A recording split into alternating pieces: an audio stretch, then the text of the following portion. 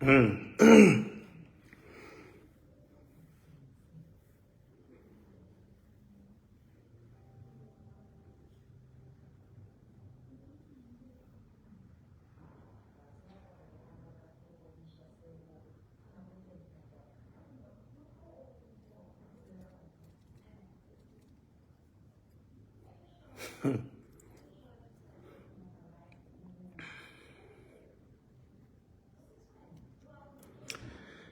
bakwethu ake ngibingelele. Ngibonge kubona bonke abathe bathola ithuba lokuthi bangene la. Ukuze sithi uxoxa, angizuba mude neze. Angizongikanta futhi, ngizohlala ephuzwini nje kuphela. Ngibonile ke ama-comment inkosi yami njengoba kade ngibhalile ukuthi ngizoba live. Ngabona ama-comment. Ngiyabonga nje uthando olungaka bakithi abantu abangithandayo bengeluleka ukuthi hey ndoda hayibo ngiyabonga cha ngiyethuka akho lutho ngani zakwethu mina angonakele ngaba nenhlanhla nje uthi angonakele futhi ngiyababonga abazali abangikhulisa ngalokho ngoba angibanga isonakali ngiyababonga abazali bami. So ke nikhululeke mangisuke ngithi ngizoba live yebo ngisuke ngithukuthele khona bengicasukile kakhulu kodwa akukho bengizolwenza obelizonidumaza noma luniphathe kabi nizizwe niphoxe ukuthi hawu wenzani ungobe bakithi cha khululeke nje ngigcwala ubhavu anginjalo mina neze anginjalo ukube mhlambe njalo ngaba angifikile kule minyaka engikuyo njengamanje angisisona isixhanxhangu futhi ingqondo ngiyayisebenzisa kakhulu.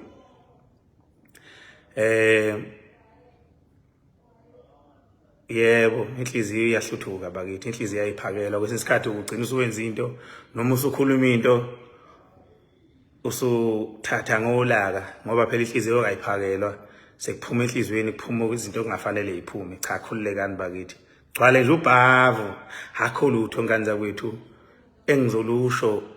oluzokwenza nidumazeke noma niphoxeke kuleli igama lami enileseka kangaka. Ngiyabonga nje isupport engaka bakwethu nengiyibonile ngifunda ama-comment ngathola incingo ngapha nangapha abantu sebengifonela abanye bethukile ukuthi hayibo ndoda ngithi mina ukhululekani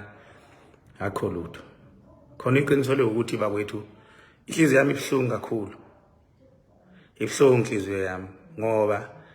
igama lami lihudulwa phansi zonke izinsuku umuntu nje ezezelo mathanda phezulu kwegama lami ajika kusukuma zothi ngumfowabo ngimangala ukuthi hawu mfowabo kanjani ehlale ngiphoxa zonke izinsuku engigxibha zonke izinsuku lezi ngiyithuleleke kodwa ngoba bayangiluleka abantu ukuthi hayi ohlaba inhlali njengobe umshaya indivu ungalokhu uphendula into eningi ngenza lokho ke ngiyithulela vele. Kodwa ake ngithe ngaphambi ukuthi ngikhulume lokho engifisa ukukhuluma la ake ngikhuluma umlanjwana ngalempucuzeko. Mangithi umlanjwana ke ngisho ukuthi ngizokha phezulu angizungena ngigxile ngalempucuzeko esisu somsindo ongaka namhlanje njengoba sibona abantu bekhuluma kangaka nje ababe ngeke iqala lempucuzeko kodwa namhlanje bakwazi ukuyijijimeza ngemkhonto sebexoxa nemlando ngempucuzeko esiyethukayo thina ukuthi hawu kahleni bo ngoba hey bafethu ukuyibuza umubona umuntu ekhuluma ukuthi ukhulela umuntu engashawa nekhaya engakhuzwa yini ukhule engakhuzwa engashawa yini mangabe ebheke eceleni noma enhlanhlatha awu uNkulunkulu wami yeke indlela esafundiswa abhlungu ngayo ukuthi kufanele sikhulumeni kodwa ke kulungile ngoba phela umuntu nomuntu uyayikhethela indlela afisa ukuphila ngayo. Ngifuna ukukha phezulu ngalempucuzeko. Uqala kwami mina ukwazana nomcineka kwakunyaka ka 2004 ngiqala ukwazana nomcineka ngangithi mangisakaza lapha ngiyibone lensizwa yemiyeko imlaphe ewindini cishe waba zikhawa amasonto amabili ngesonto lesithathu yafika futhi ngoba kwagcwala kakhulu ukuthi ewindini kodwa imiyeko ngangiyiqaphela ukuthi awimiyeko leya sengiyibona ihlandla lesibili ngesonto lesithathu makuphela uhlelo yathumela umfundisi uZulu yacela umfundisi uZulu ephuma lapha yamcela ukuthi Mageba ngicela ungicelele insizwa ngifisa ukuyibona nami ke ngangisayilindele imoto ezayizozongithatha lapho ngoba ngangisayihambela ngeenyawo awungiphumeke ngoba abantu mabengicela ngiyangiphume nje ngibabone ngiphume ngiyibone lensizwa ingitshela ukuthi hayi yasemacinekeni 2004 ingitshela ukuthi hayi yasemacinekeni kwamaphumulo kanje hayi insizwa ngibuye ngisebenze mina izinto zoku-entertain abantu kunomcimbi esiwuhlelayo la hawu niwuhlela nobani na siwuhlela noMandla Mdletshe okay uMandla Mdletshe ngisebenza naye yebo hawu uzobe ukuphi hayi uzokusentuzuma owani okaMaskandi wawulapha entuzuma lo mcimbi lo kwakukhona kuwona kwakukhona ophuze ekhemisi kukhona umfiliseni Magubane kukhona izingane zoma kukhona imthente angisazi abanye obani oh yebo kukhona iphova likadikadika umgqumeni shisa lapho ingoma eyayithi izikhami izigo ivutha bhe nengoma yamagcokama eyayithi yodibhuxe ekhona futhi naye bemqashile kulowo mcimbi lo umcineka ayizongifunela wona ngiyophatha uhlelo lapha sazana kanjalo nomcineka ngomcimbi ababewuhlela noMandla Mdletshe 2004 unyaka uyophela hawu savele sazwana lensizwa saba ngabangani kuningi esakuxoxa sokuhlanganisa ngithanda nami umqondo wayo iqaphu leli mayikhuluma sihlanganise ke izinto ke kamuva ngiyacabanga ukuthi kwakuyophela unyaka 2006 sihlangana engihlanganisa yena umcineke engihlanganisa noThabani umfoka Mthembu kwathi kamuva eminyakeni emibili yalandela lapho satholana noSandile umfoka Ndlanya impocuzeko izizibe khona umcineka notshatsha abacabanga indaba ye-event enkulukazi engaba seThekwini emva kwe-event yayisentuzuma umcineka notshatsha sayithula indaba kuThabani wayithakasela kakhulu uMthembu wayemuntu ehlala eGoli uThabani esebenza kwa-Urban Brew esebenza ezintweni ze-TV maningi imidlalo yamabona kude lapha ayisebenza kuyo behind the scenes eproducer enza yonke lento bese ngixoxa kumcineka noThabani ngelilanga indoda uyazi ukuthi kunephupho enginalo ngiyawuthanda umlando mina kunenye imovie engifisa ukuthi siyenze ngoba nayi le ndoda ine background ye-TV kunenye imovie engifisa siyenze la ethinta iqhawe elithize umlando thize kodwa izosebenzisa ngoba izodinga i-research asasukuma sahla senyuka sizama ukuthola i-research sizama ukuhlangana nosolazi abathize ngaleyo ndaba leyo kwafika umqondo wokuthi ake kufuna i-funding yafuna i-funding mayifuna i-funding kwathiwa man athi umfoka Mthembu no ake sizame manje ukuqeqesha abantu for izinto ze-TV abantu aba-actayo abantu aba-behind the scenes oproducer abaningi nje ngiyangibona amagama enyuka lapha masiboma abona kude lapha abaningi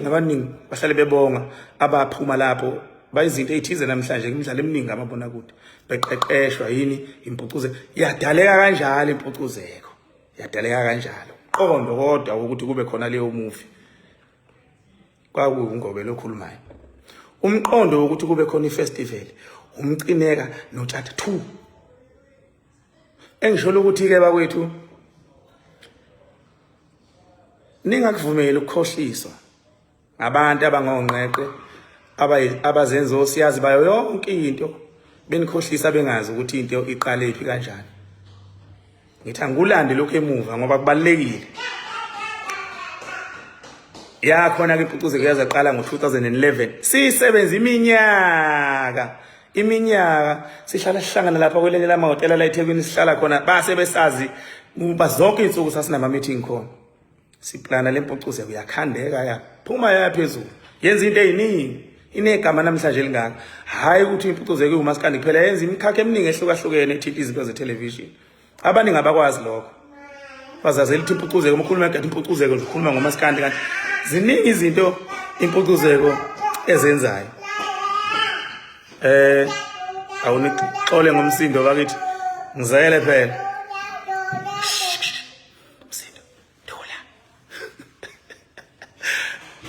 ngizele phela bakithi thula mfana mesa ngizokubona so ke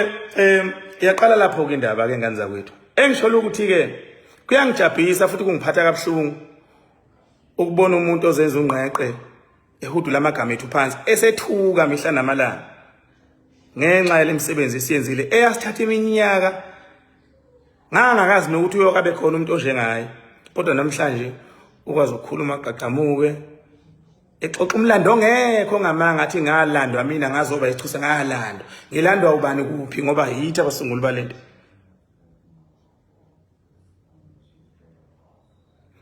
angizokhuluma ke ngani zakwethu ngiqeqa amagula bengithi angikukhe phezulu lokho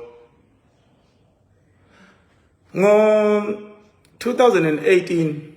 amasatma anquma ukungihlonipha nge-lifetime achievement kwasuka umsindo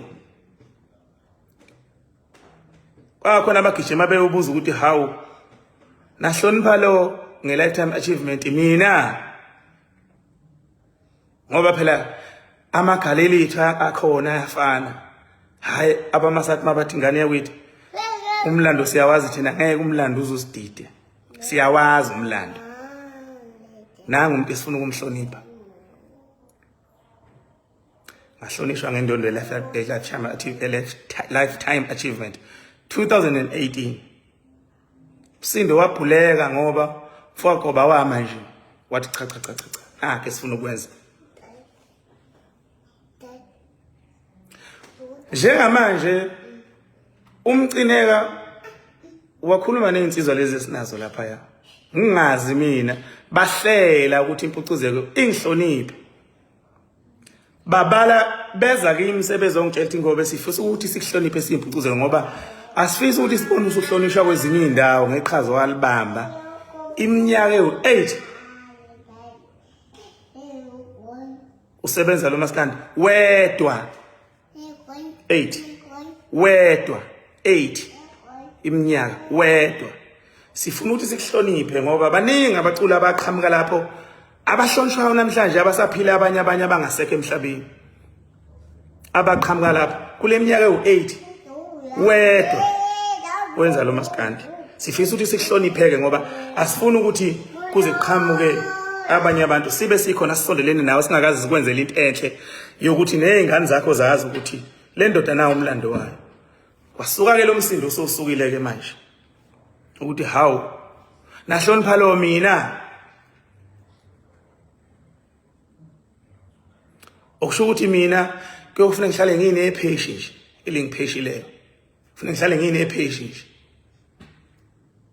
leli pheshe la ngifica Nkosi yami igama lami selilapha phezulu iminyaka ngisebenzela kanzima selilapha phezulu indlu yakhiwe afika ipheshe ne so sifuna ehlale linginamathele ke leli pheshe nakuba sasebenza nalo nje iminyaka yami 3 leli pheshe 3 iminyaka kodwa funeka manje hlale linginamathele ke leli pheshe ke lingithene kwasuka ke lo msindo ongaka ke owasuka ke njengoba umsindo ungaka ke namhlanje kuthiwa ngihlonishwa kanjani mina ngedwa engahlonishwa omunye umuntu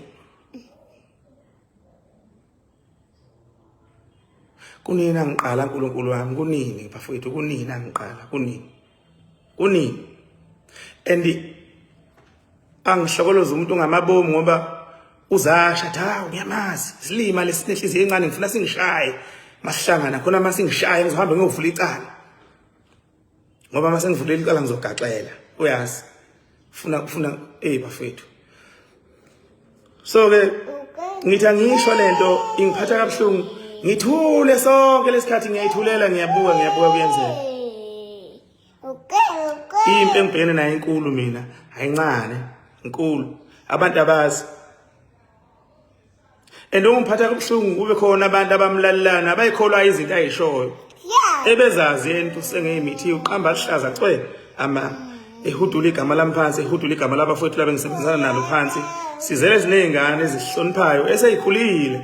ziyabuka yonke lento eyenzakalayo kodwa thina ngoba sinawo amandla ukuthi siphendule noma sisho ukuthize sithule sibukele namanje angizokusho lutho bafowethu angizokusho lutho angizokubiza igama lami umuntu angisho lutho namanje ngizoyivalela umlomo kodwa uNkulunkulu engimkhonzayo azaza ngilahle kuze kube namhlanje. Zabaningi ivuvaba uzanywe ukuthi ngiwe kodwa uNkulunkulu apha nami. So ngizokubona ngobe ya so ke bafowethu engifisa ukusho ke njengamanje nakho ngoba ngiyabona lo msindo omkhulu uyawuphehla umnikazi wawo ngoba phela uthi sabuthwa naye sabuthwa ndawonye naninsizwa angazi sasibuthwaphi ngoba phela ijobe sabuthwa naye into amdala ngayo kimi yena iminyaka mdala kunami ngeminyaka hayi ngomsebenzi cha ngeminyaka mdala kunami hayi ngomsebenzi asibuthwanga naye xobo asibuthwanga naye ngomsebenzi abantu engabuthwa nabo mina wozigqemeze ngaqala ukusebenza nabo emsakazweni safika ngonyaka wodwa noSibonga Zungu napho abantu engabuthwa nabo.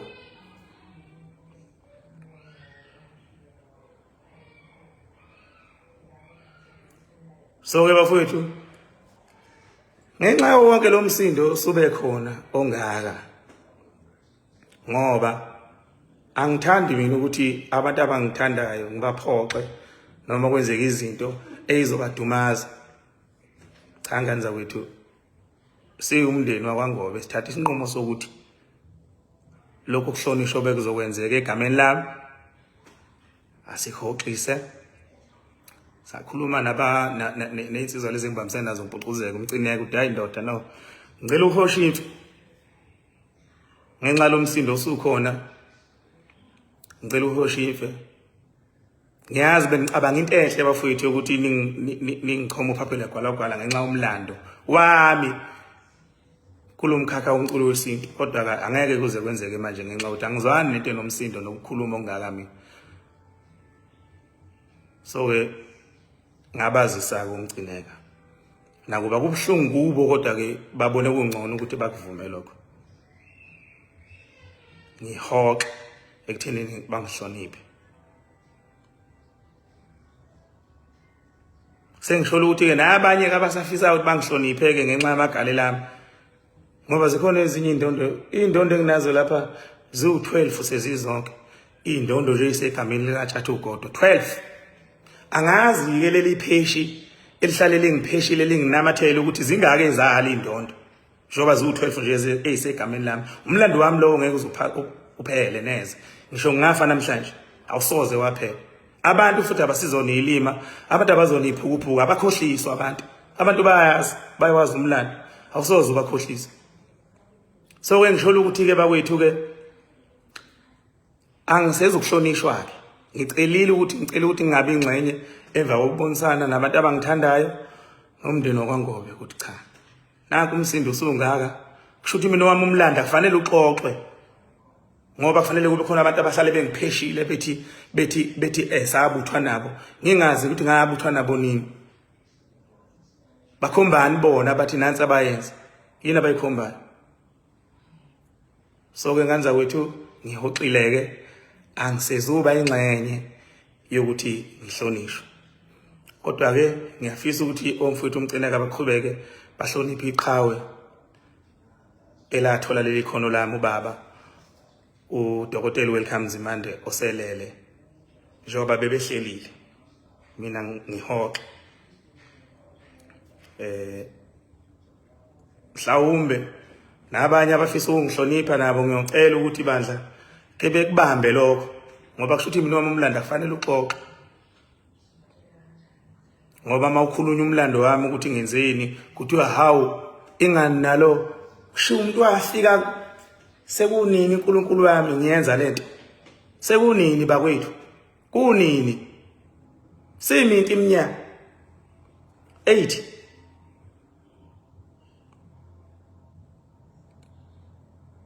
ngiqala indaba yalomculo ukusebenza ngenhlanhla kaNkulunkulu. So ke bafowethu mhlawumbe kuyoba ngcono ukuthi mhlawumbe nami ngihlonishwe kungasekho sengayifela mhlawumbe kuyosiza lokho ngoba mhlawumbe imisindo ngeke izibe bikho, mhlawumbe bayoba namahloni umuntu esesethuneni,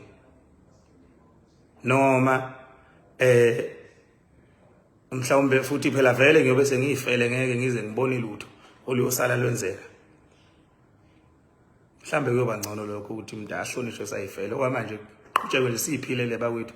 kube ngathi asikaze senze lutho emhlabeni siyiphilele nje. Ngoba njengoba ngisho lo ngathola kanzima kusukela lifika leli pheshe empilweni yami linginamathele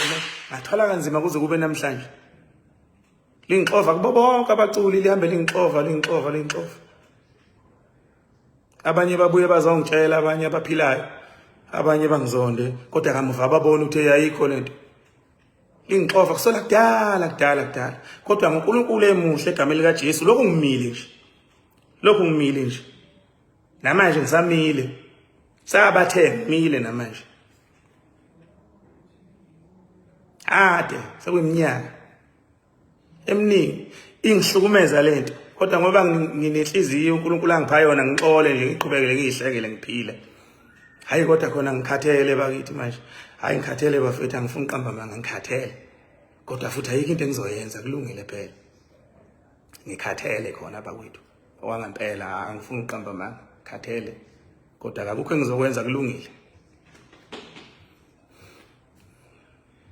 Ya, ngiyabonga bakwethu bekuyilokho nje ukuthi angimemezele ukuthi cha. Ukuhlonishwa ngiyahoxa kuyo.